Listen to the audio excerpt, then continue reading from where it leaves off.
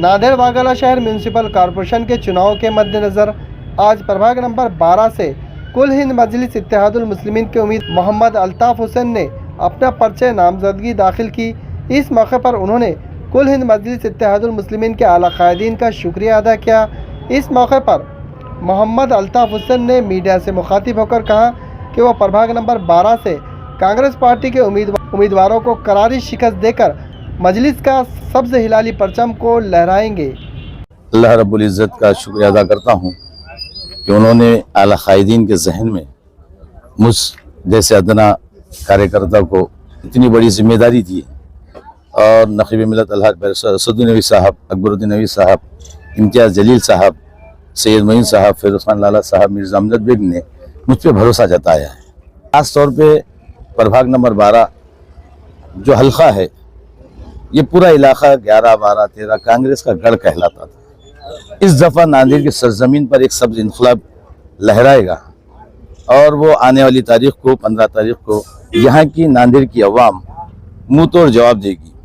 आज भी कुछ ज़र खरीद गुलाम कांग्रेस के अंदर बचे हुए हैं। वो ज़र खरीद जो अपने मफाद की खातिर इस अवाम के जज्बात से खेलते हैं, वैसे लोग वहाँ पर हैं। और ऐसे जियाले जिनको अवाम का दर्द है, अवाम की फ़िक्र है, वो कौम के फलाह बहबूद और बच्चों के बेहतर मुस्तक़बिल के ताल्लुक़ से सोचते हैं। कुल हिंद मजलिस इत्तेहादुल मुस्लिमीन के आला कायदीन की आवाज़ पर सबने लब्बैक कहा और मैं उन आने वाले तमाम जिम्मेदारों का तहे दिल से शुक्रिया अदा करता हूँ कि हमारे जैसे कार्यकर्ताओं को एक हौसला मिला और नांदेड़ देखेगा। क्योंकि पहले भी मैंने कहा था कि नांदेड़ के सरजमीन पर हम कांग्रेस के किले को मिसमार नहीं करेंगे बल्कि ख़त्म कर देंगे इंशाअल्लाह। और आने वाली तारीख को 16 तारीख को नांदेड़ की फ़िज़ाओं में सब्ज़ हिलाली परचम लहराएगा और आला कायदीन की उम्मीदों पर हम खरा उतरने की कोशिश करेंगे। अल्हम्दुलिल्लाह हमारे जो मुद्दे हैं, बुनियादी जो मसाइल है, जिन मुद्दों के तहत अवाम जूझ रही है, अवाम सामना मुकाबला कर रही है, वो अवाम के मसाइल जू की तू हैं। हर दफ़ा वो आते हैं, नए नए चेहरों के साथ आते हैं, वादे करते हैं, लेकिन अवाम के मसाइल जू की तू हैं।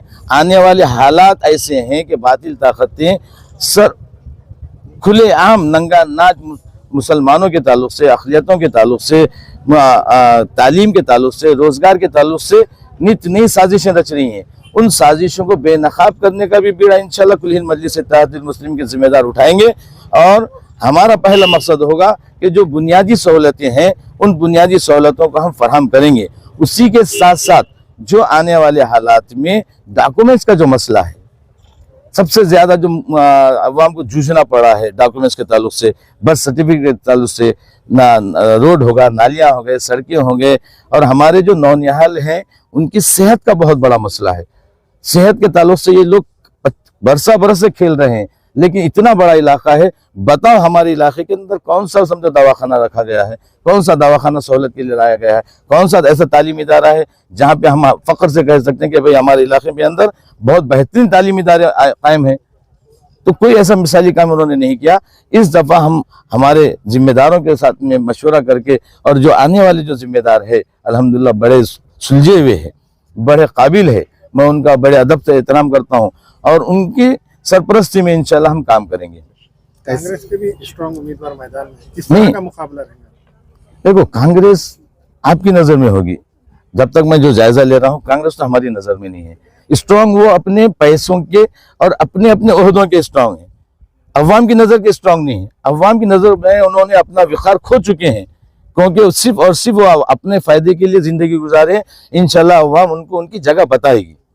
कांग्रेस की लाट इमाम में आ रही सर, लेकिन इल्जामात का भी सामना करना पड़ा, इसको किस नज़र से देखते हैं आप? जो लोग किसी एक के बन के हुए रहे हुए थे और वो सिर्फ उन्होंने क्या कर रहे थे, अपने मफाद की खातिर दूसरे लोगों को नज़रअंदाज कर रहे थे, उनको काम करने से रोका जा रहा था, काम करने से तकलीफ दी जा रही थी। लेकिन जब हमारे पास आए, क्योंकि ये वो स्टेज है, ये वो मुकाम है कि जहाँ पर हर एक को आज़ाना तरीके से काम करने की इजाज़त है। नक़ीब मिल्लत अलहाज बैसुर साहब तो कहते हैं कि हम कायदीन रहबर तैयार करने वाले लोग हैं।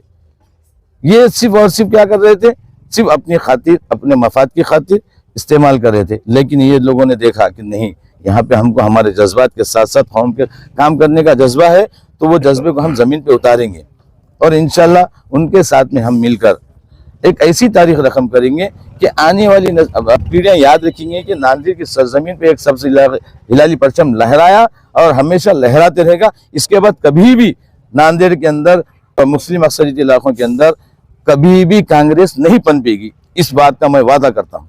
2012 में जिस तरह से मजलिस कामयाब हुई थी, लगता है कि 2026 में नहीं, 2012 में तो सिर्फ हम 12 या 13 लोग आए थे। इंशाल्लाह इस दफा समझो मेयर भी तो हमारे बलबूते पे बनेगा इंशाल्लाह।